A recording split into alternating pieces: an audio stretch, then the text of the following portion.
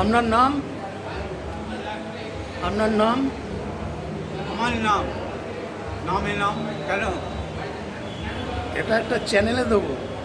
আমার চ্যানেল আছে, YouTube channel. আপনার আপনার মেয়ের বিয়ে তো? আচ্ছা, আপনার নামটা বলুন। দুলালবাগ, আচ্ছা, আপনার কন্যার কি নাম যার বিয়ে হচ্ছে? শ্রীলেখাবাগ, হ্যাঁ, শ্রীলেখাবাগ, শ্রীলেখা বাগ। কোথায় বিয়ে হচ্ছে? হাওড়া। হাওড়া। জামাইয়ের কি নাম? ভালো নামটা তো ভুলে গেছি।